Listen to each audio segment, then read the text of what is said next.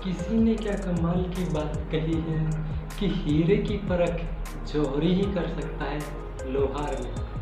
Hi guys, मैं ASP और आज आपके लिए फिर एक छोटी सी मोटिवेशनल कहानी। देखिए, ये कहानी एक बेटे और पिता की है।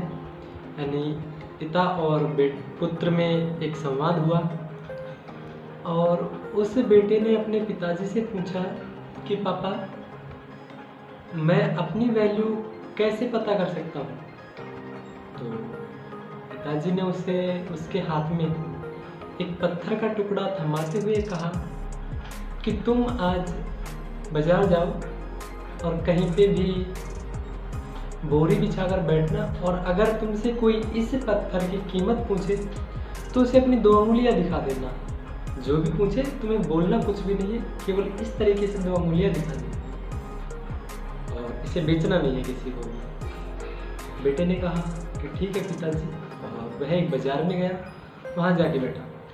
काफ़ी देर तक उस पर किसी ने ध्यान नहीं दिया। तभी एक महिला आई और महिला ने कहा कि बेटे, इस पत्थर की कीमत कितनी है। तो उस लड़के ने कहा कि मैं बिना बोले उसने अपनी 2 उंगलियां दिखाई। तो उन महिला ने कहा कि क्या यह पत्थर 200 रुपये का है। तो उसने बिना जवाब दिए कुछ नहीं कहा। और वह जब शाम को घर आया तो पिताजी से बोला कि पिताजी, आज इस पत्थर की कीमत 200 रुपये लगी थी।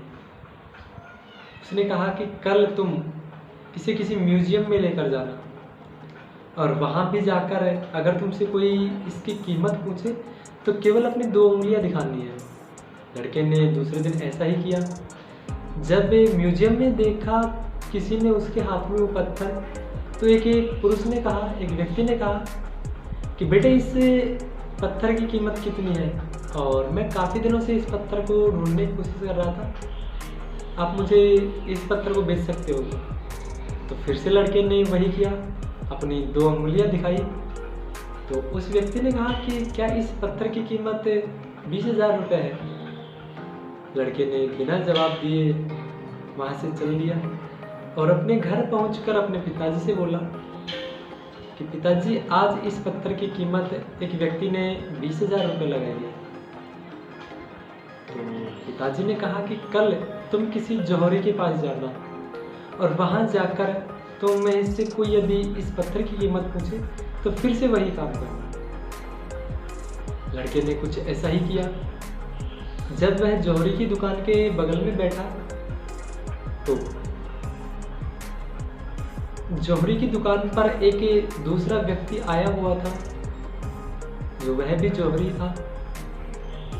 उसने उस लड़के के हाथ में वो जब पत्थर देखा तो देखते ही वह उस लड़के के पास गया और बोला कि बेटे, तुम्हारे पास यह पत्थर कहाँ से आया।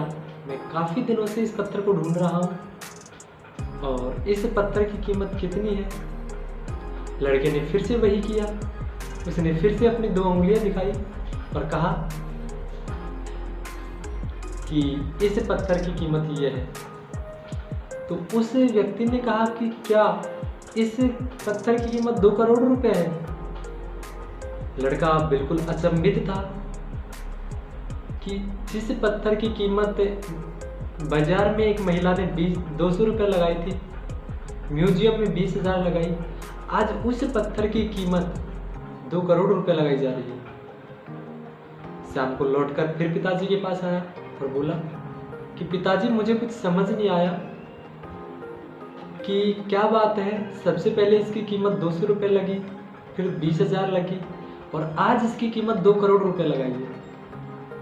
पिताजी ने अपने बेटे को समझाते हुए कहा कि तुम्हारी भी वैल्यू इसी प्रकार तुम्हें पता चलेगी। यदि तुम खराब लोगों के पास रहोगे तो तुम्हारी कोई वैल्यू नहीं रहेगी, और यदि तुम अच्छे लोगों के पास रहोगे तुम्हारी वैल्यू बहुत अच्छी होगी। देखिए, ये कहानी एक पिता और पुत्र की नहीं, आपकी और हमारी भी है। हम अपने जीवन में कभी किसके साथ रहते हैं।